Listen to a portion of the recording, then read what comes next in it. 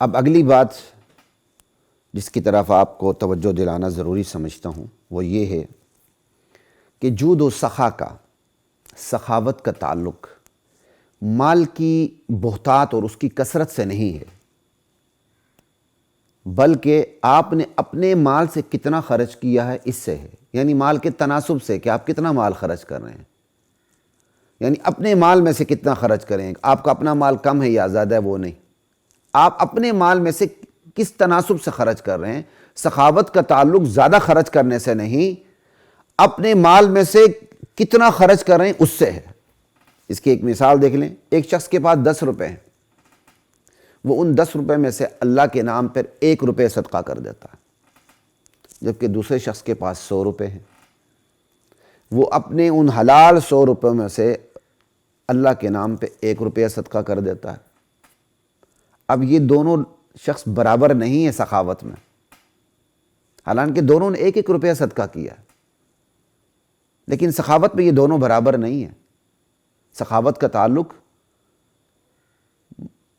مال کی کثرت سے نہیں ہے، آپ کے پاس جو مال ہے اس میں سے کیا خرچ کر رہے ہیں اس سے ہے، مال کے تناسب سے ہے۔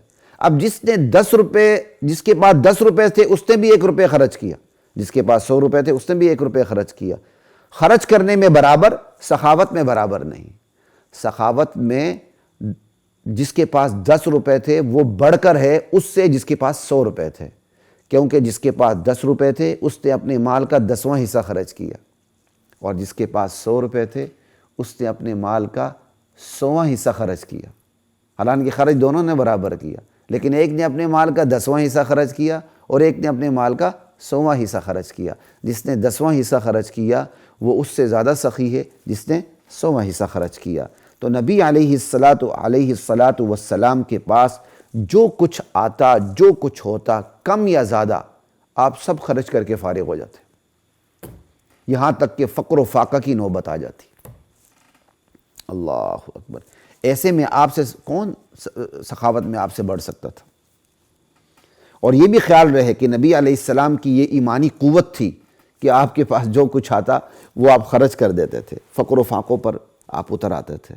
لیکن ہم نے یہ نہیں کرنا، کیونکہ نبی علیہ السلام کی تعلیمات نے ہمیں ایسا کرنے سے روکا ہوا ہے۔ ہمارے اندر اتنی ایمانی قوت نہیں ہے کہ ہمارے پاس جو کچھ ہو خرچ کر کے فقر و فاقوں پر اتر آئیں، فقر و فاقے پر اتر آئے۔ اگر ہم نے ایسا کیا تو خطرہ ہے کہ ہم کفر کی طرف کہیں نہ چلے جائیں۔ ہمارا ایمان وہ نہیں ہے، نہ نبی علیہ السلام کے ایمان کی طرح، نہ ابو بکر کے ایمان کی طرح ہے۔ ابو بکر کے پورے مال کو بھی اللہ کے نبی نے قبول کر لیا تھا، لیکن عام حالات میں نبی علیہ السلام اس چیز کو پسند نہیں فرماتے تھے۔ اللہ اکبر! کاد الفقر ان یکون کفرا، فقیری تو بندے کو کفر تک پہنچا دیتی ہے۔ نبی علیہ السلام کی حدیث ہے، اپنی ضروریات کا پاس اور لحاظ رکھتے ہوئے جود و سخا سے ہم نے کام لینا۔ یہ ایسا لگتا ہے جیسے میں ایک ایسے ماحول میں بات کر رہا ہوں جہاں جود و سخا کی دریا بہہ رہے ہیں اور میں روک رہا ہوں، نہیں یار اپنا لحاظ کر کے خرچ کریں۔ ایسا تو خیر ماحول میں نہیں ہے، لیکن چونکہ اصولی بات تھی تو وہ آپ کو بتانا ضروری تھا کہ ضرور سخاوت سے کام لیں، لیکن اپنی بیسک نیڈز کو نظر انداز نہ کریں، اپنی ضروریات کو نظر انداز نہ کریں، اپنی ضروریات کا خیال رکھتے ہوئے، سہولیات کا بھی خیال رکھتے ہوئے، اگرچہ تعیشات کا خیال نہ رکھیں، ٹھیک ہے نا، اپنی ضروریات اور مناسب سہولیات کا خیال رکھتے ہوئے پھر جتنی آپ سے سخاوت ہوتی ہے کرتے چلے جائیں، اور اس میں پھر نبی علیہ السلام کی جو سخاوت کے درجے ہیں ان کی پیروی کریں تو کیا ہی پھر سونے پہ سہاگے، کیا ہی مزہ ہے۔ عام حالات میں اور آپ سخی ہوں، رمضان جب آ جائے تو ہماری سخاوت بڑھ جائے، اور پھر رمضان میں جب ہم قرآن پڑھ رہے ہوں پھر یا حافظ قرآن کا دور کر رہے ہوں تو ان کی سخاوت پھر اس کو تیسری ضرب لگ جائے۔ تو نبی علیہ السلام کی سخاوت کی کم سے کم کوئی لفظی پیروی تو ہو جائے گی نا، کہ ہم اس کی شکل کے پیچھے تو چل پڑیں گے انشاءاللہ۔ اللہ اکبر! خیر حقیقت تو ہم پہنچنے کا تصور بھی نہیں کر سکتے۔ اللہ اکبر! ایک تو یہ، اور دوسری بات جس کا آپ نے خیال رکھنا ہے وہ یہ ہے کہ جود و سخا، سخاوت کا تعلق کہا گیا ہے کہ سخاوت کا تعلق صرف مال سے نہیں ہے، ہر چیز سے۔ اعطاء ما ينبغي لمن ينبغي، جو چیز جس کے لیے مناسب ہو اس کو دے دینا۔ علم کی ضرورت ہے علم دے دیا، مال کی ضرورت ہے مال دے دیا، جو جس چیز کی ضرورت ہے اسے دے دیا۔ اللہ اکبر۔ اب اس مفہوم کی روشنی میں نبی علیہ السلام اجود ما یکون، سب سے زیادہ سخی، سمجھائی کہ امت کو جو کچھ عطا ہوا وہ براستہ نبوت، براستہ ختم نبوت عطا ہوا۔ آپ نے کبھی بخل نہیں کیا اللہ کی طرف سے جو علوم عطا ہوئے انہیں امت تک پہنچانے میں، جو کچھ عطا ہوا امت تک پہنچانے میں۔ امت کی تمام روحانی مادی ترقی آپ کی نسبت سے ہے، سمجھ آئی؟ وما هو علی الغیب بضنین، آپ غیب پر بخل نہیں کرتے تھے۔ اللہ کی طرف سے جو کچھ آپ کو غیبی امور پر مطلع کیا جاتا تھا وہ آپ امت تک پہنچا دیتے تھے۔ اللہ اکبر۔ ہاں کوئی خصوصی راز و نیاز کی باتیں جو امت تک نہیں پہنچانی وہ ایک الگ بات ہے۔ اللہ اکبر۔ تو جود و سخا کا تعلق یہ بھی کہا گیا ہے کہ صرف مال سے نہیں بلکہ ہر مناسب چیز سے ہے۔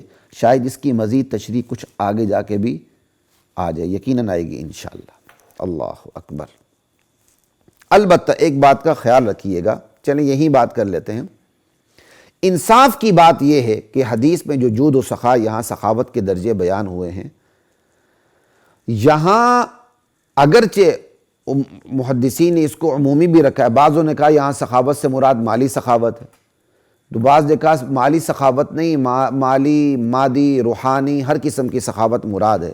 لیکن انصاف کی بات یہ ہے کہ متبادر الی الذہن جو ہے، کہ ذہن کی طرف جو چیز بڑھ کے آتی ہے، جو معنی بڑھ کے آتا ہے، جو مفہوم آپ کی طرف آتا ہے اس حدیث کو پڑھتے ہوئے، وہ مالی سخاوت کا، یعنی اس حدیث میں جو سخاوت کا جو غالب مفہوم ہے وہ مالی سخاوت ہے، اور جو مغلوب مفہوم ہے وہ ہر قسم کی سخاوت ہے۔ اللہ اکبر، سمجھ آئی؟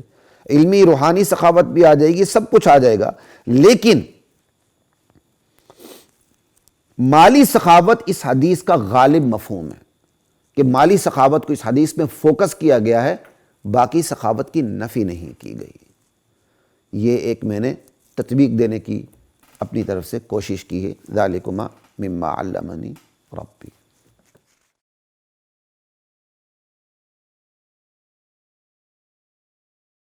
وَلَقَدْ